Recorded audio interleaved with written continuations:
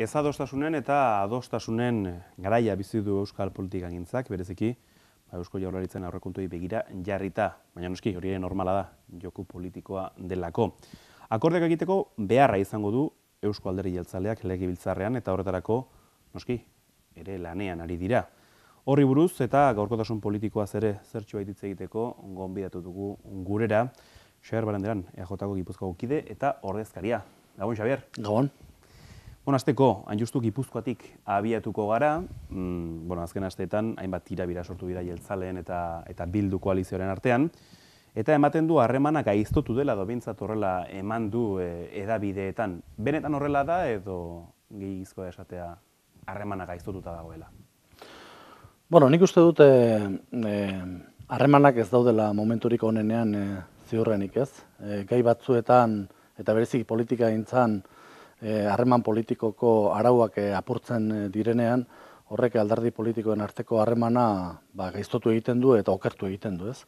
Eta azkeneko denboran, bereziki ezker abertzalearen aldetik ikusi ditugun jarrerak Eusko Alderdi Jeltzalearekiko ez dute hortan gehiegi laguntzen. Edozein kasotan, nik badut esperantza, hortik ez datorrela ezer onik, eta harremanak berbideratu egin behar direla, zintzotasun politiko jokatu behar dela alderdi politikoen arteko harremanean, eta gauzak beste bide batetik joan da abertzaleen artean harremanak berbideratuz gauzak hobeto joango direla. Da jakin da noski jendartea begira dagoela eta hori nahi duela ez. Adostasuna.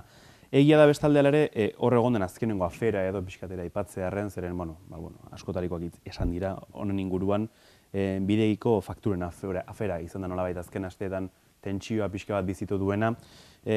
Zehazki zer da gertatu dena, zeren ez da oso argi geratu hedabideek eman dutenen arabera? Hori, esplikazioa nolabait ere burofaxaren bitartez akusazio hori egiten dutenek esplikatu beharko lukete zer gertatu den, ez? Faktura horiek noski bere lekuan zeuden edo bidegin zeuden, inork ez ditu fakturak atera bidegitik. Bi urte badira, Eusko Alderdi Jeltzaleak Gipuzkoako Foru Aldundiaren zuzendaritza politikoa utzi zuela, eta nik uste dut inongo modutan ere ez dela onargarria momentu honetan horrelako burofax baten bitartez horrelako salaketa bat sugeritzea. Nik uste dute faktura horiek ez dakit justu nuen egongo ziren, baina bidegin zeuden, horien arduradun politikoak momentu honetan bidegi zuzentzen dutenak dira, eta gehien harritzen duena da zein dabilen faktura horien bila zertarako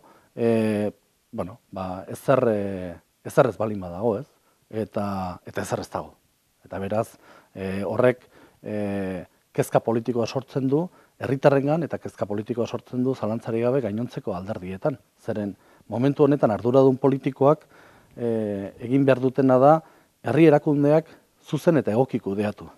Eta ez halako bilaketa bat, inolako motiborik ez dagoenean bilaketa horretarako.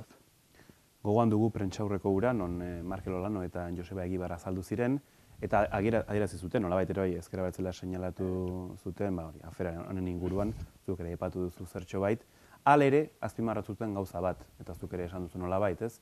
Bilduren kontrako fronterik eraikitzeko asmorik ez dagoela. Ez noski, nik uste dut hori Eusko Alderdi Jeltzaleak oso garbi utzi duela, bere jokabide politikoarekin eta bere adierazpen publikoekin. Bilduk hauteskundeak irabazi zituen Gipuzkoan, hauteskundeak irabazi zituen gainera nagusitasun garrantzitsu batekin, eta zalantzarik gabe berari dagokio gobernu ariketa. Eta hasieratik Eusko Alderdi Jeltzaleak esan zuen, guk ez dugu inolako fronte antibildurik irekiko. Gipuzkoak ez luke hori ulertuko gainera. Gertatzen dena da, azkenengo hauteskundeetan, lehia handia ikusten dela, ez? Eusko Alderdi Jeltzaleak oso emaitza onak lortu zituen Gipuzkoan, eta behar bada horrek norbait urduri jartzen du. Nik uste dut, momentu honetan, bakoitzak dagokion ardurari eutsi behar diola. Bilduri dagokio Gipuzkoako Foru Aldundian gobernu ariketa hori zuzen eta egoki bideratzea, eta Eusko Alderdi Jeltzaleari dagokio oposizio lan hori egitea, eta alternatiba eraikitzea, ez? Eta gure ikuspegitik, gu alternatiba hori eraikitzen ari gara, Gipuzkoak hurrengo urteetan, orain duena baino gobernu egoki eta bidezkoago bat izan dezan, ez? Eta justu, Gipuzkoa bere osotasunan hartuta eta egunerokoaz aparte ere aurrera begira etorriko diren inguruan, zuk aipatu duzu eta nabarmendu duzu eta kasu ere jendarteak ere noski hori ere eskertzen du, asmoa behintzat adostasunen alde egitea gehiago dela ez adostasunetan gelditu baino. Hori zalantzarik gabe, ez?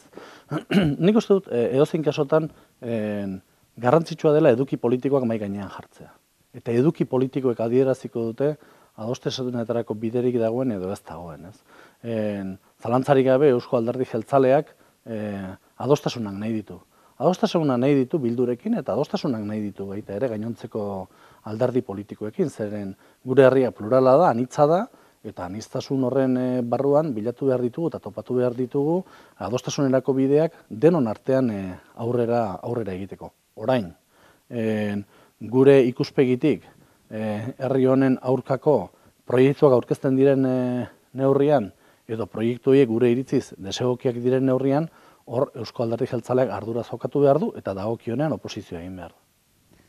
Dagoeneko jauzia emango dugu, Gipuzkoa utziko dugu bere bidea egiten, normala den bezala, eta akaso azken asteetan eta hurrengoetan ere hitz egingo denari buruz eutsiko diogu, ez? Bereziki, Eusko Legebiltzarrean landu, tramitatu eta beste batez ere onartu beharko diren aurrekontu horietaz hitz egingo dugu. Zeren jakina da, oposizioak hitz egin duela asko, azken asteetan aurrekontuei dela eta oso maiz, kasu honetan Eusko Alderdi Jeltzaleari egokitzen zaionez aurrekontu horiek definitzea, badira hainbat kritika, eta horietako bat motelegi jokatzea, batetik sozialistek esana, eta besteek ze irakurketa egiten duzu horren inguruan?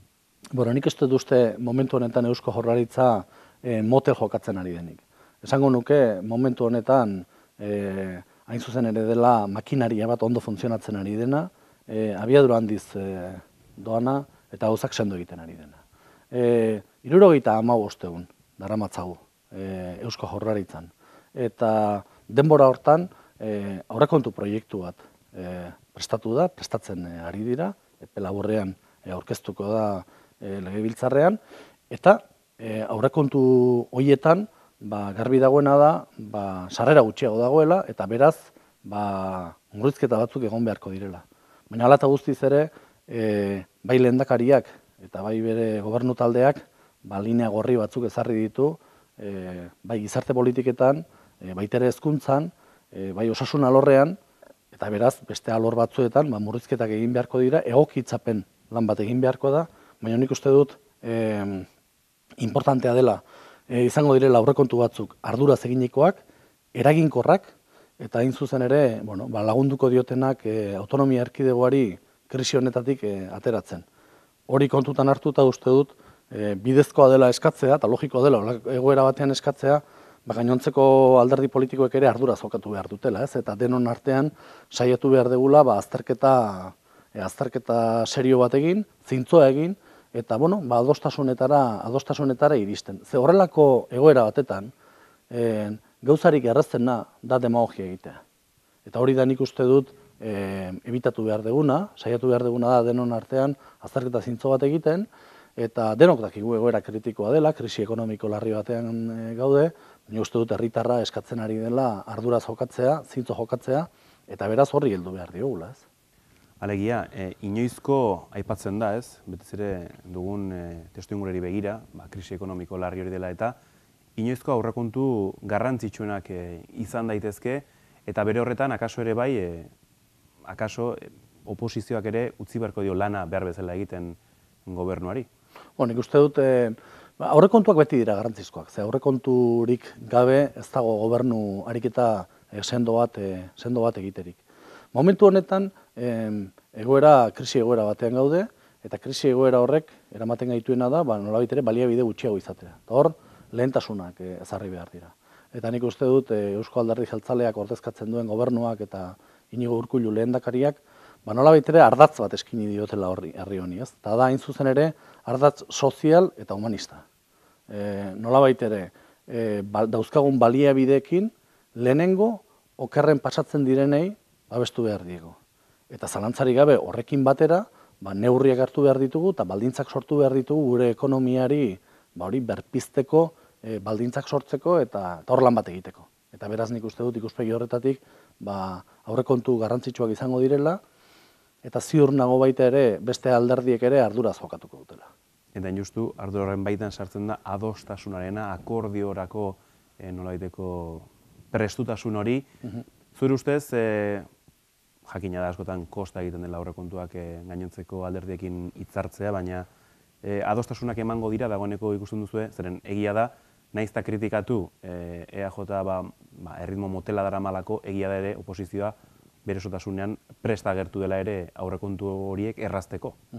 Nik uste dut esaten danean kritika dela motel doala, kritika hori ez dagoela oinarrituta esan nahi dute datu objektiboetan.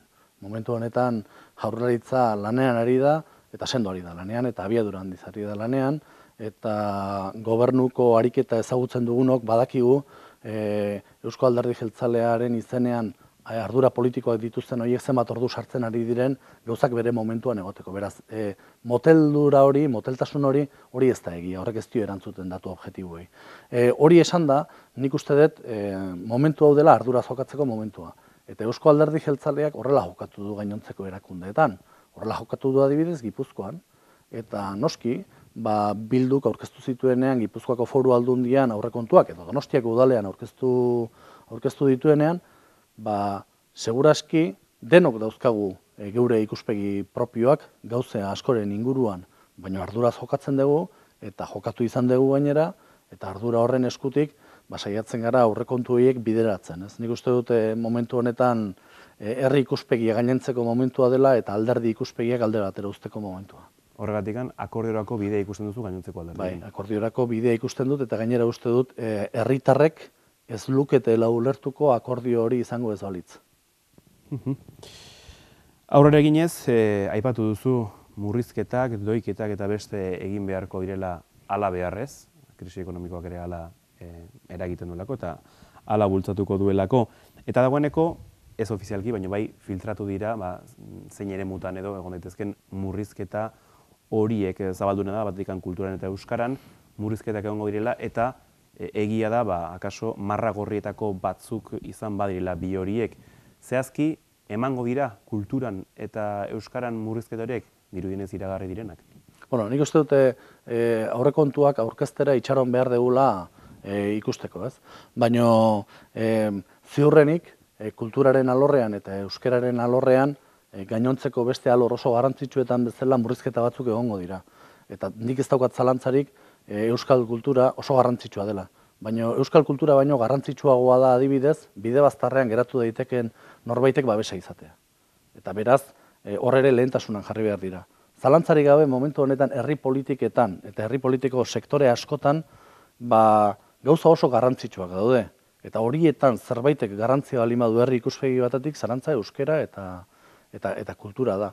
Eta ni ziur nago, hor ere ezinbestekoak diren marra gorriak errespetatuak izango dira. Orain, herri batetan lehentasuna duena, nire iritzirako, dira bere pertsonak. Eta pertsonak eta gizarte politikak. Eta lehenengo lana da zalantzarik gabe horiek babestea. Osasuna eta gizarte zerbitzuak.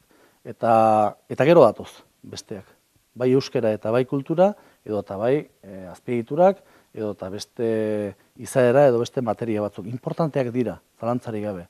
Baina nire ustez herri batetan osasuna eta gizarte politikak dira, zalantzarik gabe lehentasuna izan behar dutenak, eta gobernu honek horrela ezarri du hori. Jakina da ere, diru gutxiagorekin aurrekontu batzuk definitzea ere ez dela erresa, hala emango da kasua, eta zuk aipatu dituzuen marra gorri horiek nolabait, gizarte politika bereziki, posible izango da horiek guztiz ikutu gabe eta horietan murrizketarik gabe geratzea eta horiek babestuta geratzea aurrekontuetan? Nik uste dut, horietan ere, esan da, oinarrizko zerbitzuak ziurtatu behar direla, ez? Departamentu batetan, konzeptu horrenpean ere egon daitezke aurrezteko partidak, egon daitezke. Baina zalantzarik gabe, hor linea gorri batzuk daude, oinarrizko zerbitzuei dagokionean, eta oinarrizko zerbitzuei eutsi egin behar zaie. Gutxiago rekaudatu da, aurrekontuak murriztu egin behar dira, defizitera jotzeko aukerarik ez dago, eta beraz, herritarrak ez lukete ulertuko momentu honetan Eusko Jaurlaritzak zorroztasunez jokatuko ez. Zorroztasunez jokatu behar da, baina aldi berean jokatu behar da lehentasunak ezarriz. Eta lehentasunak ezartzea da politikak eskatzen duen ariketa. Eta Eusko Jaurlaritza honek bere ikuspegi humanista hortan eta ikuspegi sozial hortan oinarrituta lehentasunak ezarri ditu. Hezkuntza, gizarte politikak eta osasuna. Bere garaian hemen nabarmendu genuen ere non jakina den jendartearen kezka, kezka nagusia bereziki Espainiari begira eta ikusita Alderdi Popularrak egindako murrizketak, akaso horietako murrizketa batzuk ona ere iritsi daitezkela eta gure politikan ere eragitea. Zenbateraino da hori egia, zenbateraino kezka daiteke jendartea edo nola lasai daiteke, jakinda demagun eredu bat ematearren botiken berrordainketa ez denik guztiz aplikatuko, bai ez, eta alegia, murrizketa horiek ere gurean aplikatu izango diren Espainiatik zuzenan datozenak. Bueno, lege bidez ezinbestekoak diren murrizketa horiek aplikatzen ari dira. Horiek aplikatzen ari dira, baina hori ez da aplikatzen ari Eusko Jaurlaritza bakarrik, hori aplikatzen du beste edozein alderdi politiko gidatzen ari den erakunde baita ere. Jaurlaritzak oso garbi adierazi du zeintzuk diren bere linea gorriak, ez? Eta alde horretatik nik uste dut herritarrak behintzat izango duela argazki bat oso egokia jakiteko zertan fijatu behar den, ez? Eta nik uste dut Euskal Herritarrak, Euskal Autonomia Erkidegoko herritarrak lasai egon behar dutela, zeren murrizketak egongo dira, baina oinarrizko zerbitzuak ziurtatuta daude. Berriz ere adostasunera etorriko gara, bereziki, adostasunak ematen direlako ere, hori ere hala da, ez?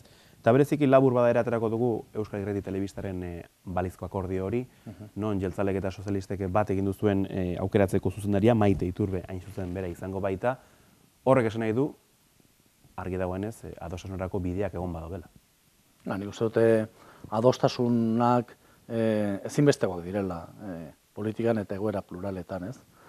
Kasu honetan ITB-ko zuzendaritzaren kasuan, baina beste kasu batzuetan ere egon daitezke, ez, eta nik uste dute profesional onak daudenean tartean adostasun hortara iristea ez dela gauza zaila.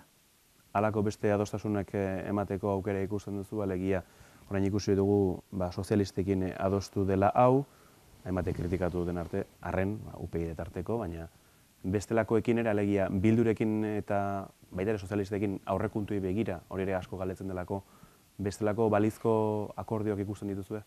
Bai, eta gainera ona izango litzateke.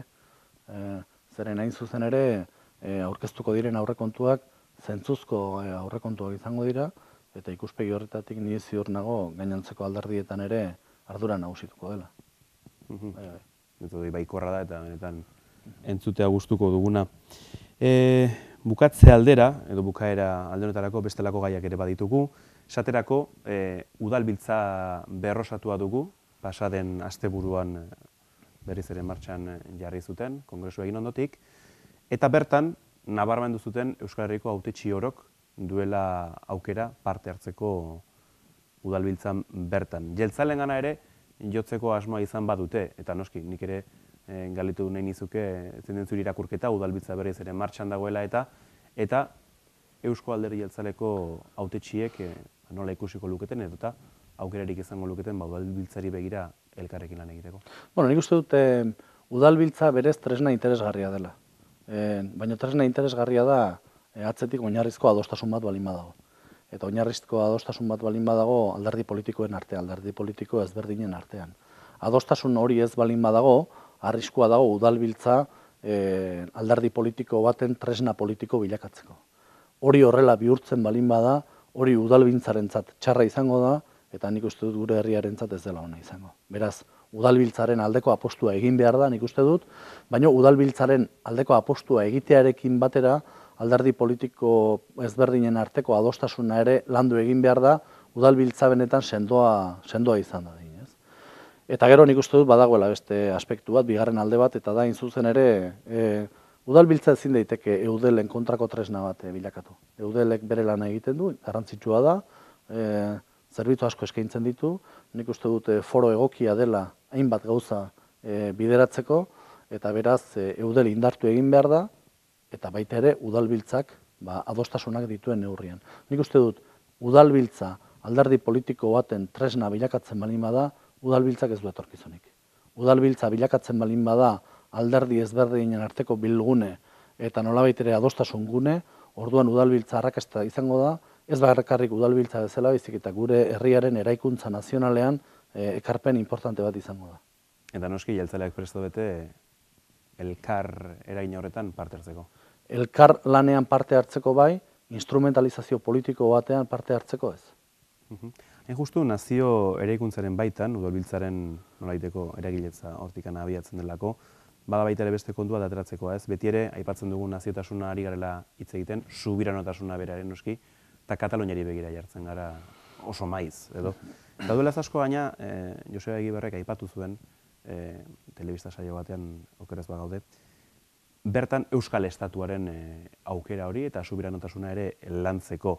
Eta noski, udalbiltzak defendatzen duena jakinik naziotasun hori dela, aurrera begira ere eta Eusko Jaurlaritzatikan ere zein urrats berri egin daitezke Euskal Estatu hori eraikitzeko? Nik uste dut, zalantzarik ez dago, Eusko Alderdi Jeltzalearen posizioa da Euskal Estatu propio bat eraikitzea zalantzarik gabe Europaren ingurunean. Orain, kontua ez da helburua, baizik eta kontua da, eta helburuaren inguruan ez daukagu inolako zalantzarik, kontua da, ze bidetatik eraikitzen den hori eta nola eraikitzen denez. Nik uste dut Euskaldunon baitan eta abertzaleon baitan izugarrizko aukera irekitzen dela, hain zuzen ere borroka armatua alde batera geratzen denean eta biolentziaren ariketa bertan bera geratzen denean. Horrek bide berri bat irekitzen du zalantzarik gabe. Eta hor, Eusko Alderdi Jeltzaleak planteatu du, hain zuzen ere, gure autonomia erkidegoak momentu honetan behar duela estatus politiko berri bat. Bere erabakitzeko eskubidea aitortuko duena, erakundetuko duena. Hori pauso bat da, zalantzarik gabe, bide hortan. Eta estatus politiko horren inguruan adostasuna lortu behar dugu alderdi politiko ezberdinen artean. Eta hor, Eusko Alderdi Jeltzaleak eta Eusko Jaurlaritzak ahalegin guztiak egingo ditu gainontzeko alderdi politikoekin hitz egin eta estatus politiko horri eusteko eta estatus politiko berri bat nolabait ere lortu ahal izateko. Ez da bide xamurra, zalantzarik gabe. Ez da bide xamurra. Eta bide hori ezin daiteke bakarrik politikaren eskutik egin. Horrek atzetik eskatzen du herrigintza lan handi bat, ekonomiaren alorrean, gizarte zibilaren alorrean, herri oso baten integrazioa eskatzen du, eta hori bide hori landu egin behar da. Eta nik uste dut batzuetan alderdikeriek eta alderdien arteko sestrak ez diotela helburu horri batere mesederik egiten. Adostasunarekin hasi dugu eta adostasun horren beharrarekin bukatuko dugu. Xabier Barandiaran, eskerrik asko guren izateagatik eta ondo segi. Eskerrik asko zuri gonbidatzeagatik.